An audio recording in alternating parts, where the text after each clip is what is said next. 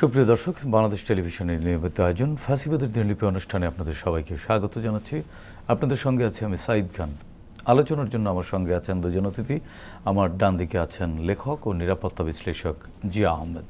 দর্শক, এছাড়াও আমার সাথে আরেকজন অতিথি রয়েছেন অ্যাক্টিভিস্ট ও ইউথ লিডার রাকিব আল হাসান। ফ্যাসিবাদী শাসন ব্যবস্থার মূলমন্ত্র জনগণের জন্য রাষ্ট্র নয়, বরং রাষ্ট্রের প্রয়োজনে জনগণের যথেচ্ছা ব্যবহার। এখানে শাসক তার ক্ষমতা দীর্ঘস্থায়ী করতে জনগণের উপরে চাপিয়ে দেয় নিজস্ব মতবাদ, কারণে অকারণে করে বল প্রয়োগ। এভাবেই চলে দিন গড়িয়ে বছর, কিংবা বছর গড়িয়ে যুগ। জার্মানির হিটলার, ইতালির মুসোলিনি, জাপানের হিদেকি তোজো, স্পেনের ফ্রান্সিসকো ফ্রাঙ্কো এবং বাংলাদেশের মুজিব ও হাসিনা ফ্যাসিস্ট শাসকদের প্রকৃষ্ট উদাহরণ, যারা ক্ষমতা দীর্ঘস্থায়ী করতে চালিয়েছিলেন নিষ্ঠুরতা, রক্ত ঝরিয়েছেন শত সহস্র মানুষের, যদিও তাদের পরিণতি হয়েছে ভয়াবহ। গবেষণাধর্মী অনুষ্ঠানে আমাদের আলোচনায় তুলে ধরবার চেষ্টা করব সেসব কিছু, বিশ্লেষণ করবার চেষ্টা করব বৈশ্বিক প্রেক্ষাপটে পতিত হাসিনার ফ্যাসিবাদী আমল। দর্শক, আজ 13 অক্টোবর 2025। ফ্যাসিবাদী আমলের শুধুমাত্র এই দিনে কি কি ঘটেছিল অতিথিদের সঙ্গে আলোচনার আগে আমরা বিভিন্ন গণমাধ্যম থেকে সংগৃহীত কিছু সংবাদের শিরোনাম দেখে আসি। 2010 বিএনপির 38 নেতাসহ আসামি 3-4 হাজার। 2012 আবুলের বিরুদ্ধে দুর্নীতির অভিযোগ পুনঃতদন্ত হচ্ছে। 2013 কারাগারে বই পড়ে সময় কেটেছে আদিলুরের। 2014 আওয়ামী লীগ একতরফা নির্বাচনে বাকশাল কায়েম করতে চায় এরশাদ। 2016 তিস্তা চুক্তি নিয়ে বাংলাদেশের প্রত্যাশা মেটার সম্ভাবনা কম। 2017 কদিনের জন্য অস্ট্রেলিয়া যাচ্ছেন প্রধান বিচারপতি, জবাব দিলেন না। 2018 তারেকের ফাঁসি চেয়ে বিএনপিকে চাপের কৌশল। 2020 ছোট বোনকে ধর্ষণে বাধা দেয় বড় বোনকে কুপিয়েছে কিশোর গ্যাং। 2021 বাঁশখালীতে বন্দুকযুদ্ধে 9 মামলার আসামি নিহত। 2022 তরুণীকে ধর্ষণ চেষ্টা, ছাত্রলীগ নেতাকে পিটিয়ে পুলিশে দিল জনতা। দর্শক, আমরা সংবাদ শিরোনামগুলো দেখলাম। এবার আলোচনা শুনবো অতিথিদের মুখ থেকে।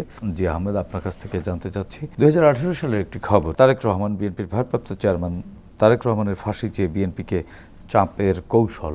আসলেই কি কৌশল ছিল? রাজনীতিতে এ ধরনের কোনো কৌশলের সুযোগ আছে কিনা? প্রথম কথাটা হলো যে এটা কৌশল ছিল কিনা। এখন তারেক রহমান সাহেবের যে ওনার যে অতীত ইতিহাস এবং ওনার যে রাজনৈতিক ধারাবাহিকতা, সেটা যদি আপনি বিবেচনা করেন, যেমন তারেক রহমান সাহেব প্রথম রাজনীতিতে নাম লেখান 1988 সালে।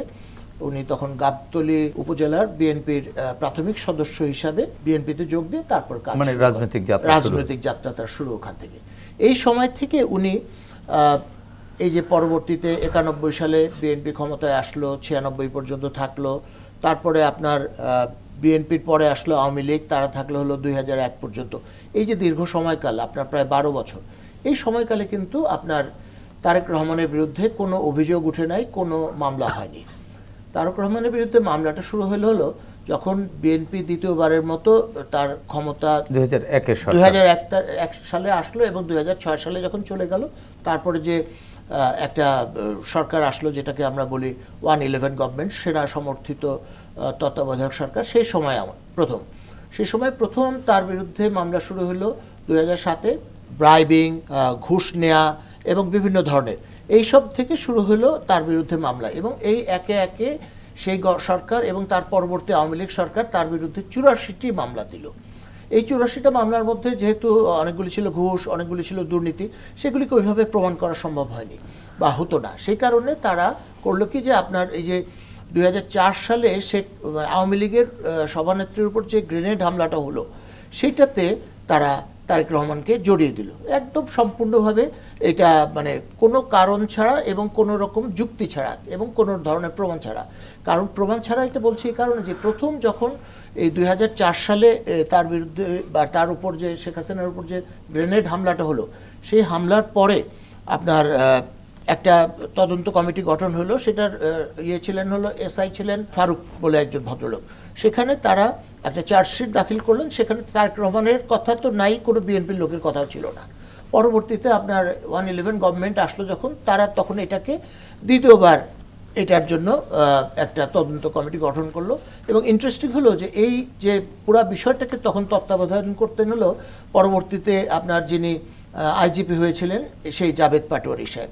সেই সময়ও তারা আপনার তারেক রহমানের কোনো যোগসূত্র খুঁজে পায় নাই এই মামলার সাথে। সেই সময় তারা আবিষ্কার করলেন যে আপনার এটার সাথে ইনভলভ ছিলেন হচ্ছে আব্দুল সালাম পিন্টু এবং হরকাতুল জিহাদ নেতা মুফতি হান্নান। তারপরে পরবর্তীতে যখন 2009 সালে আপনার আওয়ামী লীগ সরকার গঠন করলো, তারা দেখলো যে তারেক রহমান আপনার যে লিগাসিটা ধারণ করছেন এবং তার যে জনপ্রিয়তা, তাতে তাকে যদি আপনার রাজনীতির মাঠ থেকে সরিয়ে দেয়া না যায় তাহলে এটার আওয়ামী লীগের যে নিজে চাপে পড়ে যাবে এবং তাদের যে নিরবচ্ছিন্নভাবে ক্ষমতায় থাকার অভিলাষ সেই জিনিসটা ধ্বংস হয়ে যেতে পারে। সে কারণে তারা করলো কি, তারা হলো আপনার এটাকে আবার ফার্দার ইনভেস্টিগেশন করার সিদ্ধান্ত নিল এবং সেটা করার জন্য তারা এমন একজন লোককে তদন্তকারী কর্মকর্তা নিয়োগ করলো যিনি ইতোপূর্বে আপনার রিটায়ার করে গিয়েছেন, আব্দুল কাহার রাখন। এই ভদ্রলোক আপনার রিটায়ার করে যাওয়ার পরে তাকে আবার নিয়ে আসা তদন্তকারী কর্মকর্তা ঘোষণা করা হলো এবং তিনি তদন্ত করলেন। এবং তারপরে তিনি সেখানে আপনার তারেক রহমানের একটা ইনভলভমেন্টের কাল্পনিক গল্প দিলেন। এখানে ইন্টারেস্টিং জিনিস হলো যে তারেক রহমান সাহেবের যে তাকে যে এই মামলায় জড়িত করা হলো সেটার সপক্ষে কোনো রকম মানে আপনার নাই, দালিলিক প্রমাণ নাই। এমনকি তারা যেটার ভিত্তিতে করেছে সেটা হলো মুফতি হান্নান, তিনি একটা জবানবন্দি নাকি দিয়েছিলেন 164 ধারায়, যেখানে তিনি তারেক রহমানের কথা বলেছেন। এবং এই জিনিসটা হলো যে মামলাতে যখন এই মামলাটা উঠে তখন মুফতি হান্নান বলেছিলেন যে আমি এটা দেই নাই এবং তিনি এটা প্রত্যাহার করতে চেয়েছিলেন, কিন্তু তাকে এটা প্রত্যাহার করতে দেওয়া হয়নি। পরবর্তীতে তাকে যে বাংলাদেশে নিযুক্ত যুক্তরাজ্যের রাষ্ট্রদূত আনোয়ার চৌধুরীর হত্যা মামলার অভিযোগে তড়িঘড়ি করে ফাঁসি দিয়ে দেওয়া হয়। তো এই জিনিসগুলি হলো কি যে আপনি দেখেন যে আব্দুল কাহার রাখন হলো আপনার এই সময়কালে এমপি হয়েছেন বা এমপি ইলেকশন করেছেন, জাভেদ পাটোয়ারি সাহেব আপনার আইজিপি হয়েছেন, পরবর্তীতে তিনি বিদেশে বাংলাদেশের রাষ্ট্রদূত হয়েছেন। এই জিনিসগুলি ছিল একটা পরিকল্পনার অংশ যে তারেক রহমানকে আপনার বাংলাদেশের রাজনীতিতে অবাঞ্ছিত এবং তাকে এই অপ্রাসঙ্গিক তো করা সম্ভব না, তাকে তারা চায়নি সেই জিনিসটা পরিষ্কারভাবে বুঝিয়ে দেওয়া, চাপ দেওয়া যে না তুমি এখানে আইসো না, আসলে তোমাকে আমরা ফাঁসি দিব, যাবজ্জীবন কারাদণ্ড দিব, এই জিনিসগুলি করব। এটি ছিল তাদের পরিকল্পনা এবং এটাকে তারা বাস্তবায়ন করেছিল ধীরে সুস্থে ঠান্ডা মাথায়। কিন্তু এই অভ্যুত্থান পরবর্তী সময়েও তারেক রহমান সাহেব দেশে আসছেন না, যদিও তিনি তার সাক্ষাৎকারে অনেক কিছু পরিষ্কার করেছেন, কিন্তু আপনার কাছে কি মনে হয়? আমার মনে হয় যে ওনার যে হয় কি যে আপনি দেখবেন যে ফার্দিনান্ড মার্কোসের পতনটা কিভাবে হয়েছিল। সেই সময় ওই দেশের সবচেয়ে জনপ্রিয় রাজনৈতিক নেতা ছিলেন হচ্ছে বেনিনগো অ্যাকুইনো। বেনিনগো অ্যাকুইনো যখন ফিলিপাইনে আসলেন তার নির্বাসন থেকে, সেই সময় তিনি প্লেনের যে ল্যান্ডিং সেই জায়গাতে দাঁড়িয়ে থাকা অবস্থায় তাকে গুলি করে হত্যা করা হয়েছিল। পরবর্তীতে সেটা শাস্তি হয়েছে, মার্কোসের পতন হয়েছে, অ্যাকুইনো সাহেবের স্ত্রী ফিলিপাইনের প্রেসিডেন্ট হয়েছেন, অনেক কিছু গুলি ঘটেছে, কিন্তু বেনিনগো অ্যাকুইনো কিন্তু চিরকালের জন্য হারিয়ে গেছেন। এই জিনিসটা তো রয়েছে। আর তাছাড়া তারেক রহমান সাহেবের জীবনের উপর যে প্রত্যক্ষ হুমকি, সেটা দেশের এবং প্রতিবেশী দেশের তরফ থেকে একাধিকবার এটা বলা হয়েছে এবং এটা সুপ্তভাবে তো আছেই। তো এখন যে বাংলাদেশ সরকার তার প্রতি যে ধরনের আপনার মনোভাব দেখাচ্ছে যে না তাকে সর্বাত্মক এবং সর্ব ধরনের নিরাপত্তা ব্যবস্থা প্রদান করা হবে, এখন আমি মনে করি যে তিনি চলে আসবেন এবং তিনি পরিষ্কার বলেছেন যে তিনি খুব দ্রুত চলে আসবেন, সম্ভবত এই অক্টোবর মাসেও আসতে পারেন এবং তিনি বাংলাদেশে থেকে ইলেকশনে প্রতিদ্বন্দ্বিতা করবেন। জি, ধন্যবাদ জিয়া ভাই। আমরা আমাদের সাথে একজন তরুণ রয়েছেন, তরুণ চিকিৎসক রাকিব আল হাসান। রাকিব, আপনার কাছ থেকে একটি বিষয় আলোচনা শুনতে চাই। সেটি হচ্ছে 2020 সালের একটি খবর আমাদের সামনে আসছে। সেটি হচ্ছে ছোট বোনকে ধর্ষণে বাধা দেয় বড় বোনকে কুপিয়েছে কিশোর গ্যাং। প্রায় একই ধরনের আরেকটি খবর হচ্ছে 2022 সালে তরুণীকে ধর্ষণ চেষ্টা, ছাত্রলীগ নেতাকে পিটিয়ে পুলিশে দিল জনতা। এই খবরগুলো প্রায়ই আমাদের চোখের সামনে আসতো। এটি আসলে এই যে কিশোর গ্যাং বলেন আর ছাত্রলীগ বলেন, এরা কারা ছিল?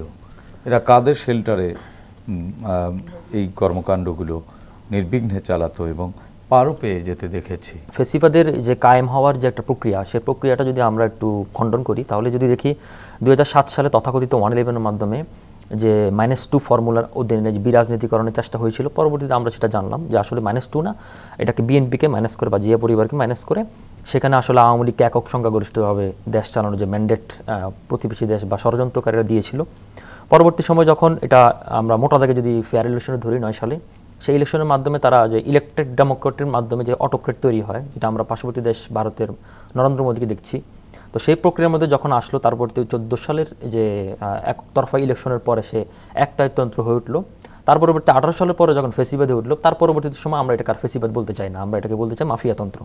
তো সেই মাফিয়াতন্ত্র যদি আপনি চালাতে চান, তাহলে মাফিয়াতন্ত্র একটা অলিগার্কি সোসাইটি তৈরি করে, আপনার কিছু ইকোনমিক অলিগার্কি তৈরি হয়, কিছু আইন শৃঙ্খলা অলিগার্কি তৈরি হয়। আর ফেসিবাদ যখন আপনি তৈরি করবেন, তার মধ্য থেকে কিন্তু আপনার ইনস্টিটিউশনগুলোকে আপনি ধ্বংস করে ফেলেছেন।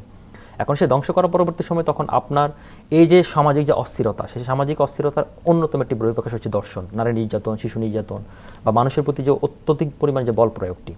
তো সেই জায়গা থেকে যখন আপনার কিছু পেটোয়া বাহিনী থাকবে, একটা ফেসিবাদের যে কাঠামোতে সে আপনার প্রত্যেকটি ইনস্টিটিউশন ধ্বংস হবে এবং ধ্বংসের মাধ্যমে আপনি বিরোধী দলকে মতামত করবেন, দমন করবেন, তাদের প্রতি বলপূর্বক অত্যাচার করবেন। এবং সেই জায়গা থেকে আপনার নতুন আরেকটি ফর্মুলা তারা তৈরি করে, সেখানে হচ্ছে কি সামাজিক অস্থিরতা তৈরির জন্য। এবং সেই সামাজিক অস্থিরতার সেটার হচ্ছে কি কোলাটারাল ড্যামেজ হিসেবে সেই ধর্ষণগুলো হয়েছে। এবং আমরা যদি লক্ষ্য করে থাকি, মানে কিশোর গ্যাং টার্মটা কিন্তু অনেক পুরনো না আমাদের সংস্কৃতিতে।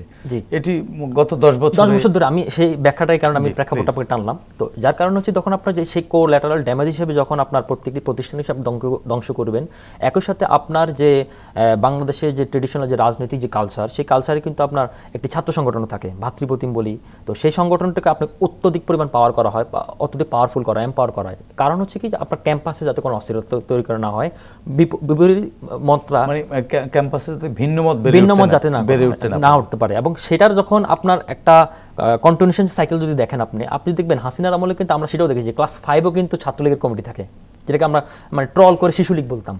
তো সেই জায়গা থেকে ধরুন এই একটা কোলাটারাল ড্যামেজে যখন সামাজিক অস্থিরতা তৈরি হয়, এবং আপনি দেখবেন এখন যে কিশোর গ্যাংটা আসছে, আপনি দেখবেন কিশোর গ্যাংটা যদি আপনি খণ্ডন করতে যান, তাহলে কিশোর গ্যাংয়ের বেশিরভাগই দেখবেন যে যারা হচ্ছে রাস্তার পথশিশু, যারা সামাজিক সুবিধা বঞ্চিত, শিক্ষা বঞ্চিত, এদেরকে যে একটা মনস্তাত্ত্বিক জগতে এদেরকে যে আসলে ধোলা দেওয়া হয়, তখন এই সমাজে অস্থিরতাটা তৈরি হয়। এবং এই ছাত্রলীগ বলেন, তারপর কিশোর গ্যাং বলেন, এগুলোর আলটিমেট মাদার গ্যাং কিন্তু সেগুলো আওয়ামী লীগ বা ফেসিবাদ ছিল, যেটাকে আমরা 18 সালের পরবর্তী সময় আমরা এটাকে বলে মাফিয়াতন্ত্র কায়েম করেছে তারা।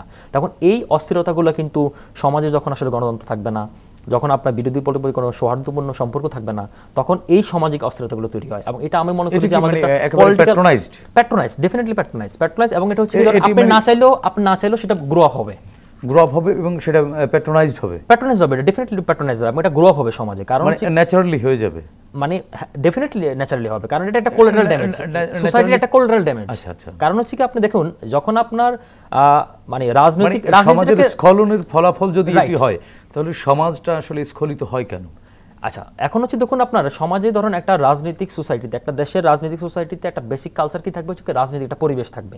রাজনৈতিক পরিবেশের অর্থ হচ্ছে কি আপনি আমি যে মতের হই, বর্ণের হই, যে রাজনৈতিক মতাদর্শ রই কিনা, ভিন্ন মত থাকতেই পারে, শুধু ভিন্ন মত না।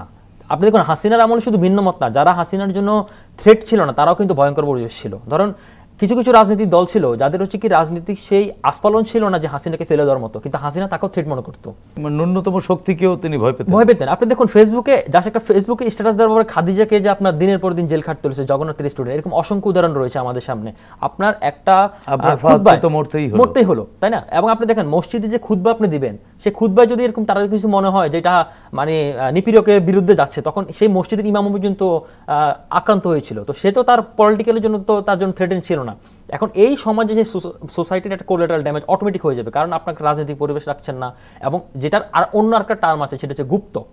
তখন ওরকে তখন হয় কি জানেন, তখন হচ্ছে কি আপনি যখন রাজনৈতিক ন্যাচারাল পরিবেশটা রাখবেন না, ন্যাচারাল ইকোসিস্টেমটা আপনি ভেঙে ফেলবেন, তখন এই গুপ্ত রাজনীতি বলেন, এই সুপ্ত জিনিস বলেন, সেটার একটা গ্রোপ হবে, এবং এই সোসাইটির একটা কোলাটারাল ড্যামেজের মধ্যে দিয়ে এগুলো গেছে। এখন আমাদের আগামী রাজনীতি কিংবা আমাদের এখন যে নতুন বন্দোবস্তের রাজনীতি আমরা কথা বলছি, সেখানে যদি আপনার এই সোসাইটি, আপনারা জুলাই গণ অভ্যুত্থানে যে আপনারা যারা রাজপথে ছিলেন, মাঠে ছিলেন, লড়েছেন, নানান ব্যাটেলে যুদ্ধ করেছেন এক প্রকার বলাই যায়, তো আপনারা কি এগুলো বুঝতে পেরেছেন, অনেক দেরিতে বুঝতে পেরেছেন, না আপনাদের বুঝতে সময় লেগেছে? না, আমি আসলে শুধুমাত্র জুলাইয়ের সাথে যে শুধু জড়িত ছিলাম ব্যাপারটা তা না। আমি 2018 সালের পর থেকে আমি অ্যাক্টিভলি হাসিনা মুভমেন্টের সাথে আমি ছিলাম, আমি ফরেন পলিসি নিয়ে কাজ করি।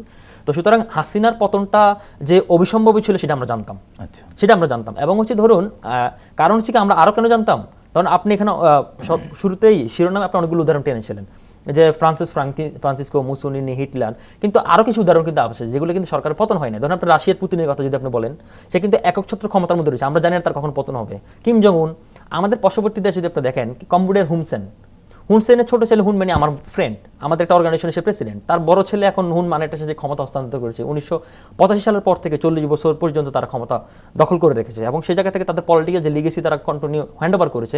হাসিনার কিন্তু সে খায়েশটা ছিল 41 সাল পর্যন্ত সে ক্ষমতা থাকবে।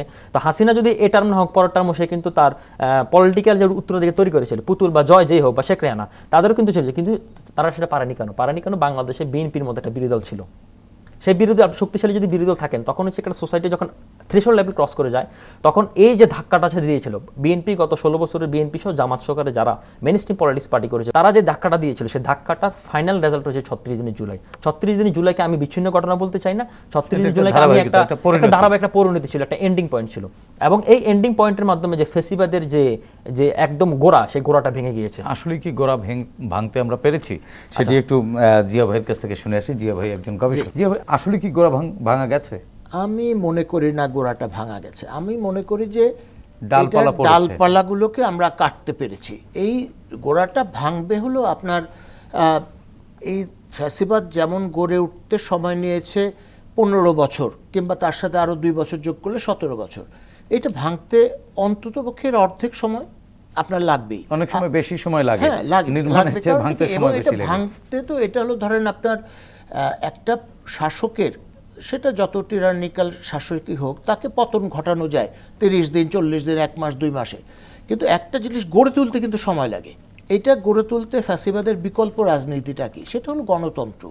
এই গণতন্ত্রটাকে আপনার একটা স্থায়ী ভিতের উপর দাঁড় করাতে হলে আপনাকে মিনিমাম 2টা বা 3টা নির্বাচন আপনার কোনো রকম বাধা প্রতিবন্ধকতা ছাড়া অনুষ্ঠিত হয়ে পিওর ডেমোক্রেসি যেখানে হবে, এবং যেখানে জনগণ তাদের পছন্দের প্রার্থীকে, তাদের পছন্দের দলকে আপনার ক্ষমতায় বসাতে পারবে। এবং এই দলগুলি যখন 90 এর পরেও কিন্তু এরকম এক ধরনের প্রতিশ্রুতি ছিল, আমরা কিন্তু পারিনি সেটি রাখতে। আমরা এখানে আসলে কি, এটা হলো যে আমরা আসলে গণতন্ত্রের চর্চাটা তো বাংলাদেশের ইতিহাসে আপনি দেখেন 47 সাল থেকে আপনার প্রথম শুরু হয়েছিল আপনার 91 সালে। তার আগে আপনি যদি ধরেন জিয়াউর রহমান সাহেবের 3.5 বছরের সময়কালটাকে ধরেন, উনি তো শেষ করতে পারেন নাই, তার আগেই ঘাতকের বুলেট তাকে আমাদের কাছ থেকে কেড়ে নিছে। 91 থেকে আমরা 2006 পর্যন্ত যে গেলাম, সেখানে সবার ভুল ছিল। ভুলটা কীরকম ছিল, যে তারেক রহমান সাহেব তার ভাষণে এটা উল্লেখ করেছেন যে আমরা ভুল করেছি, অন্যরা ভুল করেছে। এই যে দেখেন 91 সালে হলো নির্বাচন, সেখানে সবাই কিন্তু একমত ছিল যে এরপরের নির্বাচনটা স্বাভাবিক হবে, কিন্তু মাঝামাঝি সময় এসে আপনার এই আওয়ামী লীগ শুরু করে দিল যে না, তত্ত্বাবধায়ক সরকারের আন্ডারেই ইলেকশন হইতে হবে। জামায়াত ইসলাম সেটাকে সমর্থন দিল, জামায়াত ইসলামী দাবি তুলেছিল। হ্যাঁ, এবং এটা 173 দিন এক নাগারে তারা হরতাল পালন করলো। পরবর্তীতে তারা জাতীয় সংসদ থেকে 140 জন মতো সদস্য পদত্যাগ করার পরে নতুন একটা নির্বাচন দিয়ে বেগম খালেদা জিয়া প্রধানমন্ত্রী হিসাবে ওই তত্ত্বাবধায়ক সরকার বিলটা এনে ত্রয়োদশ সংশোধনীর মাধ্যমে এটা পাশ করে দিয়ে ক্ষমতা ছেড়ে চলে গেলেন। খেয়াল করে দেখবেন যে জনগণের পক্ষে উনি রাইটে দিয়েছিলেন দেখে ওই নির্বাচনে 96 নির্বাচনে বিএনপি কিন্তু বিশাল একটা মানে দ্বিতীয় বৃহত্তম দল হলো, কিন্তু বিশাল একটা সিট নিয়ে হলো, যে জিনিসটা বাংলাদেশে এর আগে কখনো ঘটে নাই। পরবর্তীতে আপনার 2001-এ আবার বিএনপি ক্ষমতায় ফেরত আসলো একটা ল্যান্ডস্লাইড ভিক্টরি নিয়ে। 6-এর দিকে আমরা আবার পথ ভুল করলাম। এখানে ভুল ছিল, বিএনপির পক্ষ থেকেও ভুল ছিল, যেটা যে বিচারপতিদের বয়স বাড়িয়ে দেওয়ার বিষয়টা, এসব মিলে ভুল ছিল। এখন এই জিনিসগুলির থেকে তো আমরা শিক্ষা নিয়েছি, এবং আমাদের যে ধরেন এই যে বৃহত্তম রাজনৈতিক দল বিএনপির যে চেয়ারপারসন, ভারপ্রাপ্ত চেয়ারপারসন তারেক রহমান সাহেবের যে সাক্ষাৎকারটা দিয়েছেন, তিনি এখানে তার ভুল ত্রুটির কথা স্বীকার করেছেন, এবং তিনি বলেছেন যে এখান থেকে তারা এগিয়ে যাবেন এবং একটা সমঝোতার রাজনীতির পথ করবেন। আমি মনে করি এটি কি সমঝোতা না সম্প্রীতি? এখানে হলো কি, এখানে সমঝোতা বা সম্প্রীতি যেটাই বলেন, এখানে দুটো পয়েন্ট আছে। এক হলো আমি মাফ করতে হবে আমাকে, আমি মাফ করব কাকে? যিনি আমার কাছে মাফ চাইবেন তাকে তো আমি মাফ করবো। 1996 সালে আপনার যখন আওয়ামী লীগ ক্ষমতায় আসলো, তখন শেখ হাসিনা আপনার মাথায় হিজাব টিজাব পরে হাতে তসবি নিয়ে টিভিতে ভাষণ দিতে দিতে বলেছিলেন যে আমরা অতীতে যে সব ভুলভ্রান্তি করেছি সেটা আপনারা ক্ষমা করে দেন, আমাদেরকে একবার ক্ষমতায় আসতে দেন, আমরা দেশের মঙ্গল করব, এই ধরনের কথা। তারপর দেশের মানুষ তাকে ভোট দিয়ে নির্বাচিত করেছিল, তাই না? এখন আপনি ধরেন যে এই শেষ তার আগ পর্যন্ত শেখ হাসিনার কিন্তু ওরকম তার কোনো লিগাসি ছিল না অপরাধের। যেটা ছিল সেটা হলো তার বাবার ছিল 72 থেকে 75 সালের ওই সময়কালে। এবার তো শেখ হাসিনা এবং তার পরিবার, তার পিয়ন হলো 400 থেকে 600 কোটি টাকার মালিক। তো এরা এই টাকাগুলি তো এমনি আসে না, এই টাকাগুলি আমার আপনার রাকিবের পকেটের থেকে টাকা, আমাদের বাবা মার টাকা, আমাদের ছেলে মেয়ের টাকা, সব আমাদের সব টাকাই তো। আমাদের কাছে মাপ চাইতে হবে না, বলতে হবে না যে আমি এই চুরিগুলি করছি। এবং যে হত্যাকাণ্ড, আপনি দেখেন আবু সাইদের মতো ছেলে কিংবা ওয়াসিম আকরামের মতো তরুণ ছেলেকে আপনার কিভাবে নির্মমভাবে হত্যা করা হলো, প্রকাশ্যে গুলি করে। এরা হলো দেশের ভবিষ্যৎ, সেই ছেলেগুলিকে আমরা গুলি করে মেরে ফেললাম। তা আপনার এই যে 1400+ ছেলেপেলে মারা গেছে, কিংবা 500 ছেলে, 30,000-এর মতো এখনো হাসপাতালের বারান্দায়, আপনি 500 ছেলে এখন চোখ চিরকালের জন্য তাদের চোখ নষ্ট হয়েছে, তাদের কাছে আপনি মাপ চাবেন না? বলবেন না যে আমি অন্যায় করেছি, আমি ভুল করেছি, আমাকে ক্ষমা করো, কিংবা যারা এই কাজগুলি করেছে তাদেরকে তোমরা বিচার করো, বাকি যারা আছে তাদেরকে ক্ষমা করো? সেটা বলতে হবে তো, বলেন। তারপরে যেটা আপনার ইয়েতে হয়েছিল সাউথ আফ্রিকাতে, আপনার যে বর্ণবাদের অবসানের পরে আপনার নেলসন ম্যান্ডেলা সাহেব, তিনি তখন ওই ট্রুথ অ্যান্ড রিকনসিলিয়েশন কমিশন করেছিলেন। তা সেখানে যে সবাই বলেছে যারা অপরাধ করেছে যে আমরা অপরাধ করেছি, এই করেছি, আমাদেরকে ক্ষমা করেন। তারপরে তিনি তাদেরকে ক্ষমা করেছেন এবং ইনক্লুশন করেছেন সমাজের মধ্যে। আমাদের দেশে তো সেটা ঘটেনি। তারা এখনো আপনার দৌর্দণ্ড প্রতাপে বিদেশ থেকে আমাদের দেশের বিরুদ্ধে ষড়যন্ত্র করতেছেন, স্পার্ক করতেছেন। আপনার দেখেন না বিভিন্ন জায়গায়, এই যে পার্বত্য চট্টগ্রামে যে কয়েকদিন আগে একটা মানে আগুন জ্বলে ওঠার উপক্রম হলো, এটার পিছনে তারা আছেন, সবাই জানে কারা আছেন। আমাদের স্বরাষ্ট্র উপদেষ্টা জেনারেল জাহাঙ্গীর সাহেব, তিনি তো বলেছেন পরিষ্কার যে এটার পিছনে কারা কারা ইনভলভ আছেন। তো এই জিনিসগুলো থেকে সরে আসতে হবে এবং তাদের যে কৃত অপরাধ সেটার জন্য ক্ষমা প্রার্থনা করতে হবে। ফ্যাসিবাদ আসলে পুরোপুরি আমরা শেষ করতে পারিনি। না, ফ্যাসিবাদ শেষ করাটা হলো কি, মানুষের মনমানসিকতার মধ্য থেকে ফ্যাসিবাদটাকে মানে সরাইতে হবে। সেটা সরাতে হলে নতুন একটি চিন্তা দিতে হবে, নতুন চিন্তা দিতে হবে, এবং আপনাকে গণতন্ত্র একমাত্র পথ এবং গণতন্ত্রকে প্রাতিষ্ঠানিক রূপ দিতে হবে, এর কোনো বিকল্প নাই। জি, ধন্যবাদ। আমরা একটু রাকিবের কাছে আবার শুনে আসি। রাকিব, 2013 সালের একটি খবরে আমরা দেখছি কারাগারে বই পড়ে সময় কাটছে আদিলুরের। সেই আদিলুর, যিনি এখন আমাদের একজন উপদেষ্টা, কি ছিল তার অপরাধ? কারাগারে যেতে হলো কেন তাকে? আমার জানা মতে তিনি তো ওরকম কোনো অপরাধ আজ অব্দি করেননি। হাসিনার আমলে যে ফেসিবাদী যে মাফিয়াতন্ত্র যে কায়েমের যে আমলে, সে আমলে আসলে কারো কোনো অপরাধ করা লাগতো না। মানে সে যখন মনে করতো যে সে আমার জন্য থ্রেটেন, বা তার কিছু ফান্ডামেন্টাল জিনিস ছিল যেগুলোতে ধরেন আপনি যদি টাচ করতেন তখন মনে করতো যে আপনার ঈমান নষ্ট হয়ে গেছে। আদিলুর একটি কাজ করেছিলেন, আদিলুর রহমান শুভ্র, ওনার একটা এনজিও ছিল অধিকার থেকে আসলে মানুষের মানবাধিকার হরণের একটি চিত্র, একটি প্রতিবেদন তিনি প্রকাশ করেছিলেন। তো মত প্রকাশের স্বাধীনতা সেই 13 সালেই একেবারে প্রকাশ করলেই জেলে যেতে হতো, এবং সেই যে প্রতিষ্ঠানটি, সেই প্রতিষ্ঠানটি নিষিদ্ধ পর্যন্ত হয়ে গিয়েছিল, নিবন্ধন কেড়ে নেওয়া হয়েছিল, এরপরে নানান ধরনের অভিযোগও তোলা হয়েছিল। ইনফ্যাক্ট জঙ্গি অর্থায়নের অভিযোগও কেউ তুলেছিলেন। যে আসলে দেখুন, হাসিনার আমলে মেইনস্ট্রিম বাংলাদেশের মিডিয়াগুলো তো আসলে ফ্যাসিবাদী মিডিয়া হয়ে গিয়েছিল, এবং কোন প্রতিষ্ঠানে ফ্যাসিবাদের প্রচার যন্ত্র হয়ে গিয়েছিল। আমাদের এক ধরনের চিন্তা যে সমালোচনা মানে তার বিরুদ্ধে, রাইট, আসলে বিরুদ্ধে না, সমালোচনা মানে হচ্ছে তাকে সংশোধনের বার্তা দেওয়া এবং তার কিছু পরামর্শ দেওয়া, সুচিন্তিত পরামর্শ দেওয়া। এখন দেখুন অধিকারের যে বিষয়টা আপনি বললেন, শুধু অধিকার নয়, মানে হাসিনার যে এই টাইম ফ্রেমের মধ্যে ধরুন বাংলাদেশে হাতে গোনা কয়েকটি অর্গানাইজেশনে কাজ করতে পেরেছে আন্তর্জাতিক পরিসরে, তার মধ্যে অধিকার একটি। আরেকটি যদি আপনি বলি, ধরুন আপনি যদি আলোকচিত্রী শহীদুল আলমের কথা বলেন, তিনিও একটা আল জাজিরাতে একটা ইন্টারভিউ দেওয়ার জন্য জেলে যেতে হয়েছে, তাই না? এখন এই হাসিনার আমলে হাসিনা মনে করতো যে এই ধরনের ফিগারগুলা বা যাদের সাথে হিউম্যান রাইটস নিয়ে যারা ইন্টারন্যাশনালি ভোকাল, যারা ফোকাস, তাদের সাথে যেটা একটা যোগাযোগ আছে এবং তাদের এই রিপোর্টগুলোকে তারা আমলে নেয়, তো সেগুলোকে সে হাসিনা থ্রেট মনে করে তখন ওনাকে জেলে দেয়। এবং ওনাকে জেলে নেওয়ার ব্যাপারটা শুধু ওনাকে শিক্ষা দেওয়া না, মানে জিকেমের শিক্ষা দেওয়া, একটা বার্তা দেওয়া যে তুমি কিন্তু বেশি বার বাইরো না, তোমার কিন্তু ডানা কেটে দেওয়া হবে। তো ফেসিবারটা আসলে everybody is under surveillance, right, everybody is এবং এভরিবডি ইজ আন্ডার কন্ট্রোল।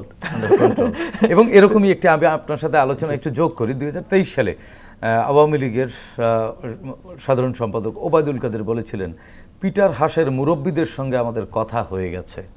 এটা দিয়ে কি বোঝাতে চেয়েছিলেন? পিটার হাসের বিষয়ের আগে যদি আপনি মনে করেন যে বাইডেনের সাথে এটা সেলফি কাণ্ড, তাই না? ধরেন 24-এর ইলেকশনটা হাসিনা কোনোভাবে পার পাবে এটা অন্তত আমরা বিশ্বাস করতে পারছিলাম না, কিন্তু যখন 2+2-তে ইন্ডিয়াতে জিনিসটা নিউট্রালাইজ হলো এবং একটা সেলফি দিয়ে তারা কোনোভাবে ম্যানেজ করার চেষ্টা করলো, তখন কিন্তু ওই পরিপ্রেক্ষিতে কিন্তু পিটার হাস, মানে যিনি তৎকালীন বাংলাদেশে যে আমেরিকান রাষ্ট্রপতি ছিলেন, তিনি কিন্তু খুবই রাষ্ট্রদূত, হ্যাঁ, তিনি খুব তৎপর ছিলেন এবং তিনি বাংলাদেশের হিউম্যান রাইটস ডেমোক্রেসি এস্টাবলিশমেন্টের জন্য তিনি অনেক পরিশ্রম করেছেন। শুধু তাই না, ওনার আগের জন যিনি ছিল ড্যান মজিনা। কিন্তু দেখুন মানে আওয়ামী ফেসিবারটা আসলে কোন লেভেলে চলে গেছে, কত নিকৃষ্ট লেভেলে চলে গেছে। তারা ড্যান মজিনাকে কাজের মেয়ে মর্জিনা বলতো, কত বড় একটা মানে ডিপ্লোম্যাটিক নর্মকে তারা ব্রেক করেছে। তারা হাঁস নিয়ে অনেক ট্রল করা হয়েছে, দবা করে খেয়ে ফেলবে। তো এই জাতীয় জিনিসটা অদ্ভুতপূর্ণ যে জিনিসগুলো, সেগুলোতে আসলে ধরেন হাসিনাকে অনেক আগে থেকেই তার মানে ইন্টারন্যাশনাল সার্কেলে তাকে ম্যানেজ করে, হাসিনার অ্যাসোসিয়েটসরা এগুলো বলতেন, তার মানে নিশ্চয়ই তিনিও জানতেন, তিনি বলতেন। ব্যাপারটা হচ্ছে ধরুন ওবায়দুল কাদের তো আসলে ধরেন কোন নেতা ছিল না, সে ছিল হাসিনা কর্মচারী, পেইড কর্মচারী। এখন হ্যাঁ, এখন সে মানে হাসিনা তো একটা সিও হিসেবে রাষ্ট্রকে চালাতো, তাই না? মানে যে একটা আমি সবকিছু, আমি অল ইন অল, আমি যে বলবো সে বলবো। এখন এই যে তার পলিটিক্যাল কোনো কালচার তার দলের মধ্যেও ছিল না, ডেমোক্রেসি, ন্যূনতম ডেমোক্রেসি তার দলের, ইন্টারনাল ডেমোক্রেসি তার দলের মধ্যে ছিল না, তখন সবাই তাকে চাইতো তার একটু মনোরঞ্জন করার জন্য, মনোতুষ্টি অর্জন করার জন্য। সেই পরিপ্রেক্ষিতে ধরুন আমাদের এই ফেসিবাদের এই যে ডালপালাগুলো গর্জন, হাসিনাকে যে উৎখাত করা গেছে, এখানে কিন্তু মোটামুটি ফেসিবাদের এই যে আওয়ামী ফেসিবাদটা, যে আধিপত্যবাদ যে ফেসিবাদটা, সেটা কিন্তু শেষ হয়ে গেছে। কিন্তু তার যে দোসররা 17 বছর ধরে আমাদের রন্ধ্রে রন্ধ্রে প্রবেশ করেছে, মানে এখন বলা যায় যে একজন ফ্যাসিস্ট মুক্ত ফ্যাসিবাদ আছে। হ্যাঁ, ফ্যাসিবাদ আছে এবং ফ্যাসিবাদ আছে, তবে ফ্যাসিস্ট নেই। এখন এই ফ্যাসিবাদটাকে আমাদেরকে ডিল করতে হবে ডেমোক্রেসিতে, যেটা জিয়া ভাই খুব সুন্দরভাবে বলেছেন। কারণ হচ্ছে কি, ডেমোক্রেসির অনেক সমালোচনা আছে, কিন্তু ডেমোক্রেসির বাইরে বিকল্প কোনো আজ পর্যন্ত নাই, সমাধান আজ পর্যন্ত নাই। এখন আপনার উনি যদি বললো 2-3টা ইলেকশন, আমরা মনে করি যে আমাদের শুধুমাত্র এই যে সিস্টেমটা চেঞ্জ করলে হবে না, আমাদের কালচার চেঞ্জ করতে হবে। এবং সেই কালচারের জন্য আমাদের প্রচুর পরিমাণ ইনভেস্টে, কালচার এডুকেশনে আমাদের ইনভেস্ট করতে হবে এবং আগামীর গভর্নমেন্টের জন্য এটা সবচেয়ে বড় চ্যালেঞ্জ। কালচার বলতে আমরা কি শুধু নাচ গানকেই বুঝি? না, ডেফিনেটলি না। মানে অনেকে কিন্তু কালচার বললে নাচ গানকেই বোঝেন, আসলে কালচার বলতে কি বোঝেন? আমি একটা ছোট দল কিংবা বড় দল যেই হোক না কোনো, ব্যক্তি হই, সংগঠন হই, গোষ্ঠী হই, আমাকে ম্যাক্সিমাম কম্প্রোমাইজ করতে হবে জাতির স্বার্থে, দশের স্বার্থে। কালচার তো একটা মানসিকতা, কালচার একটা ডেফিনেটলি একটা ফান্ডামেন্টাল হিউম্যান বিং সাইকোলজি, তাই না? এখন এই কালচারটা যদি মানে এটা বলে কয়ে চেঞ্জ করা যাবে না, এটা চেঞ্জ করতে হলে প্র্যাকটিসের মাধ্যমে যেতে হবে। আমরা যে ধরুন এখন উন্নত বিশ্বের ডেমোক্রেসি যে আমরা উদাহরণ দিই, এই ধরুন আপনার ফ্রান্সের কথা বলি, ফ্রান্সের 5টা রিপাবলিক গেল। এখন এই রিপাবলিকে যদি হিস্ট্রি যদি আপনি অ্যানালাইজ করতে চান, ফরেনসিক অ্যানালাইজ করতে চান, তাহলে আপনি দেখবেন কত শত বছর ওদের গৃহযুদ্ধের মধ্যে যেতে গেছে। এখন আমাদের কিন্তু এই একটা লম্বা সময় পারি, আমাদের এই গণঅভ্যুত্থানকে তিউনিসিয়ার জেসমিন বিপ্লবের সাথে তুলনা করা, আরব স্প্রিং এর সাথে। আপনি যদি লক্ষ্য করেন আরব স্প্রিং এর পরবর্তী সময় যে 4টি দেশের কোনোটি স্বৈরতান্ত্রিক দেশের মধ্যে দিয়ে যেতে হচ্ছে, কোনোটি মিলিটারি শাসন, যেমন আপনার মিশরের ফাত্তাল সিসি, তারপরে যে আপনি ইয়েমেন বলেন প্রক্সি যুদ্ধের মধ্যে যেতে যাচ্ছে। সুতরাং আমাদের এই গণঅভ্যুত্থান কিন্তু এখানে শেষ না, একটা ডেমোক্রেটিক সরকার আসলেও কিন্তু শেষ হয়ে যাবে না। আমাদের এই একটা ট্রানজিশন টাইম অনেক দিন পার হয়ে যেতে হবে। একই সাথে আমাদের ইনস্টিটিউশনগুলো, ডেমোক্রেটিক ইনস্টিটিউশনগুলোকে আপনার রিস্টোর করতে হবে। তো সেই জন্য সবার একটা সম্মিলিত প্রচেষ্টা দরকার, সবার একটা সম্মিলিত সহযোগিতা দরকার, কারণ এক সরকার এটাকে পারবে না। এবং একই সাথে আমাদের কালচারে, আমাদের সোশ্যাল ইকোনমিকে, এগুলোতে আমাদের প্রচুর পরিমাণে ইনভেস্টমেন্ট করতে হবে এবং একটা লম্বা জার্নি আমাদের যেতে হবে। তার মধ্যে আমাদের একটা সহমর্মিতা, সহৃদয় পরিবেশের মধ্যে আমাদেরকে বেড়ে উঠতে হবে, না হলে আমাদের কিন্তু এই গণতান্ত্রিক উত্তরণের পথটা কিন্তু ব্যাহত হবে। জি ভাই, সামনের দিনগুলো এই যেটা আপনি বললেন, সংস্কৃতিটাকে উন্নত করার জন্য দরকার হলো একটা সুষ্ঠু নির্বাচন। এই নির্বাচনটা যাতে সুষ্ঠুভাবে হইতে পারে এবং জনগণ যাতে তাদের ভোটগুলি দিতে পারে পরিষ্কারভাবে এবং তাদের ইচ্ছা মতো জনগণের মতামতের হ্যাঁ যাতে প্রতিফলন reflectionটা যাতে হয় সেই জিনিসটাকে এনশিওর করার জন্য আমি সরকারের প্রতি অনুরোধ জানাবো এবং এইটার পথে যারাই বাধা হয়ে দাঁড়াবেন তাদেরকে দৃঢ়তার তারাই সাথে ফ্যাসিবাদ আসলে। হ্যাঁ তারা ফ্যাসিবাদ এবং তারা ফ্যাসিবাদ কায়েম করতে চায় নতুন করে, সেটাকে আমাদের জনগণের পক্ষ থেকে এবং সরকারের পক্ষ থেকে শক্তভাবে দৃঢ়ভাবে এটা প্রতিরোধ করতে হবে, এইটা হলো আমি মনে করি এবং এইটার জন্য আমি সবাইকে আহ্বান জানাই। ধন্যবাদ জিয়া ভাই আপনাকে, ধন্যবাদ রাকিব, ডক্টর রাকিব। প্রিয় দর্শক, 24-এর ছাত্র জনতার গণ অভ্যুত্থান পৃথিবীর ইতিহাসে নতুন পরিচয় পরিচিত করেছে বাংলাদেশকে। জনগণ শাসকের শোষণ নয়, চাই স্বচ্ছতা ও জবাবদিহিতামূলক রাষ্ট্র ব্যবস্থা, যার মাধ্যমে রাষ্ট্রে তাদের অধিকার নিশ্চিত হবে, প্রজা থেকে হয়ে উঠবেন নাগরিক। আসুন নতুন এই বাংলাদেশকে আমরা নাগরিক বান্ধব হিসেবে গড়ে তুলি, সাধ্যমতো ভূমিকা রাখি দেশ ও জাতি গঠনে। দর্শক, দেখা হবে আগামী পর্বে নতুন অতিথির সঙ্গে। ততক্ষণ পর্যন্ত ভালো থাকুন, সুস্থ থাকুন, বাংলাদেশ টেলিভিশনের সঙ্গেই থাকুন। খোদা হাফেজ।